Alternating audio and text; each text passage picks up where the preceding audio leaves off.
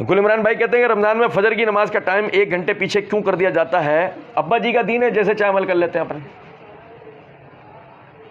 بھائی، اپنے ابا جی کا دین ہے، جیسے چاہے عمل کر لیتے ہیں اپنے۔ رمضان کے اندر پیچھے کر لیتے ہیں، تراویح عشاء کے فوراً بعد کر لیتے ہیں، 5 روزہ کر لیتے ہیں، 10 روزہ کر لیتے ہیں، 3 روزہ کر لیتے ہیں، بعض تو ایک ہی رات میں ختم کر دیتے ہیں، یعلمون تعلمون۔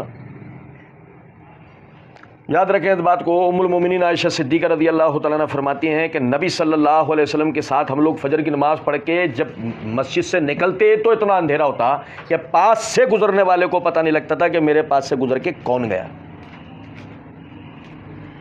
اتنا اندھیرا۔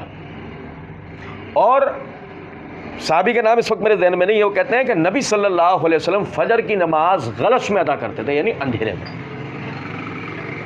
فجر کا وقت طلوع ہونے کے بعد، فجر کا وقت طلوع ہو جانے کے بعد جو غلس آخری یعنی اندھیرے کا وقت ہے، تو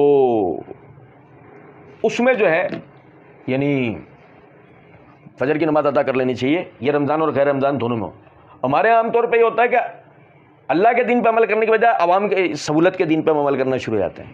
پوچھو بھائی فجر کی نماز رمضان میں ہم اندھیرے میں کیوں پڑھ رہے ہیں؟ تو جواب یہ آئے گا کہ جی مسئلہ یہ ہے، لوگوں کو اگر سحری بند ہو جانے کے بعد ہم نے چھوڑ دیا تو لوگ تو پڑھ کے سو جائیں گے، کون آئے گا فجر کے لیے؟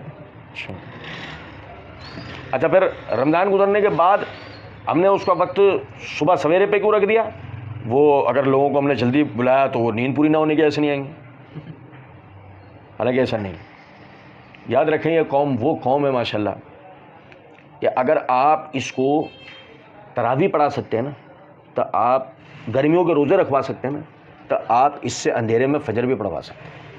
اصل چیز ہے ترغیب دینا، اصل چیز ہے تربیت دینا۔ آپ تربیت دیں گے، اب یار آپ سمجھو نا اس بات کو، جب یہ قوم جہاد کے لیے اور شہادت کے لیے تیار ہو جاتی ہے تو یہ تو صرف اندھیرے میں نماز پڑھنا ہے تو کوئی مسئلہ ہی نہیں۔ اصل تو چیزیں آپ تلقین تو دو، آپ ترغیب تو دو، آپ بتاؤ سکھاؤ، اللہ کے رسول کی احادیث، اللہ کے رسول کی سنتیں بتاؤ تو صحیح، خود ہی قوم عمل کرے گی۔ تو آپ بھائیوں کی محبت اور دعاؤں کا